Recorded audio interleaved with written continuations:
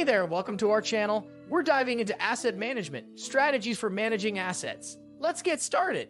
If your company operates multiple assets and important pieces of equipment, proper asset management is an absolute must if you want to keep an overview. How many assets do you own? How much are they worth and what costs are associated with them? How often were your assets repaired and what piece of equipment caused the longest downtime? If you can't immediately answer these questions, your asset management strategy could do with an upgrade. This video explains what an asset management strategy is and how you can create a successful asset management policy for your business. By doing so, you'll get a better, more in-depth understanding of your equipment and profit from all the benefits that come with asset management. What is an asset management strategy? To understand what an asset management strategy is and how you can create one for your own company, we first need to look at the term assets. For you and your business, an asset is a resource of economic value, which can be material or immaterial. Immaterial or intangible. Assets can include licenses or patents, whereas material or tangible.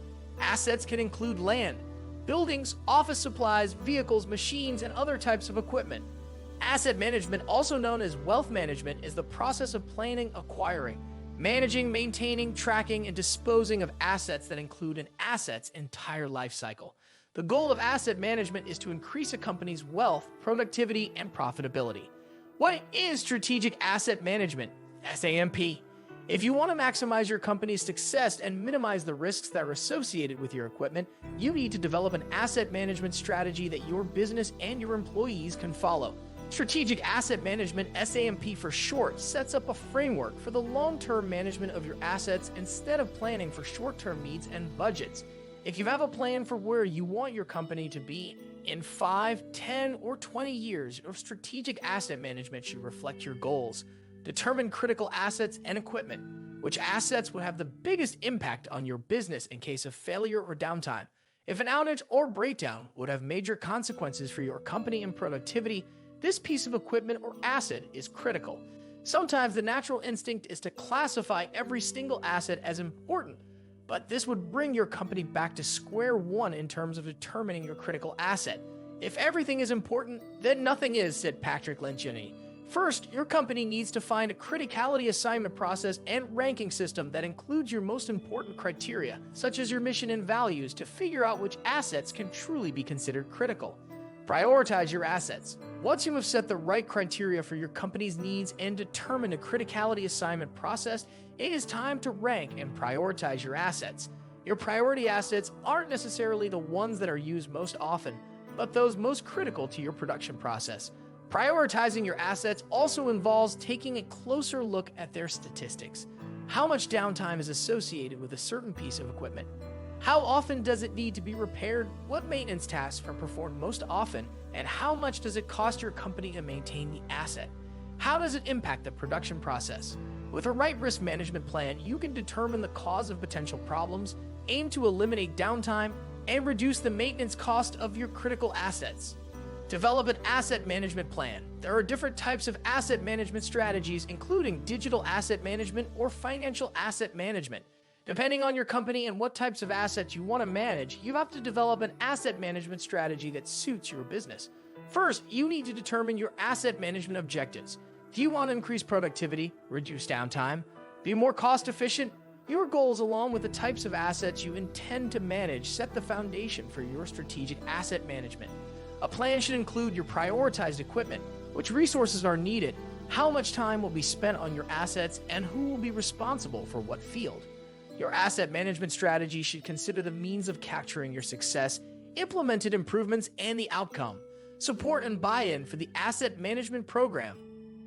Proper asset management should be a team effort, which is why it is important to involve your staff in any asset management strategies that you want to see implemented. Machine operators, technicians, foremen, and managers need to be in the loop if you wish to improve your asset management. Operators and technicians usually know the assets best, whereas foremen and managers need to be aware of asset management procedures to plan and organize daily workflows accordingly. If you communicate your asset management objectives and strategies and show your employees how they too will profit from the asset management program, everyone can work together to implement the strategies. Evaluate data. One key advantage to a strategic asset management plan is the data your company collects as a result.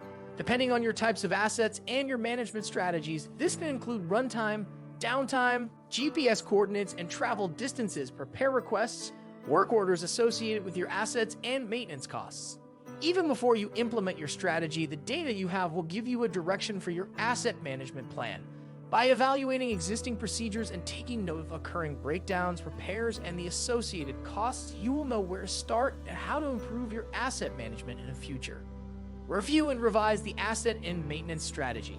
You are likely already using a type of maintenance strategy, sometimes without even knowing. Most of the time, when a company claims to not have a strategy, that strategy is called corrective or reactive maintenance. In that case, a business will wait for an asset to break before working to repair it. If you have been using this asset management strategy example or a different type of asset management, now is the time to review it and determine how successful it was in reducing downtime and costs. By utilizing the data you have gathered over the years, you can develop statistics to help you improve your asset management, for example, by switching to preventive or predictive maintenance. Benefits of strategic asset management. If you are still wondering whether implementing a new asset management strategy is worth it, you should take a look at some of the benefits that come with having a strategic asset management plan. 1. Boost productivity and profitability. Proper asset management can help you identify bottlenecks that slow down your entire production process. It also prevents unexpected downtime and lengthy repairs, thereby keeping your machines in top shape, which can improve your productivity and profitability by creating a smooth workflow. 2. Improve customer satisfaction. The same smooth workflow also has an impact on customer satisfaction and can help reduce customer complaints. If you don't have to worry about your production process because it is running as it should, you can focus more on your customer support and fulfill customer demands at greater speed. 3. Reduce repair costs. Preventive maintenance should be the cornerstone of your asset management strategy so that your equipment is kept in the best shape at all times. If your machines are serviced at frequent intervals, breakdowns become less likely and you avoid more lengthy, costly repairs. 4. Plan more easily. Knowing which assets you own, how the asset lifecycle works, and whether new acquisitions are needed makes planning for the future a lot easier thanks to asset management. Analyzing your data will give you a good impression of how efficient you are, what machines might soon need replacements, and where an additional asset might be beneficial in the future. That's it for today's video. If you enjoyed it, give it a thumbs up, subscribe, and stay tuned for more. See you next time.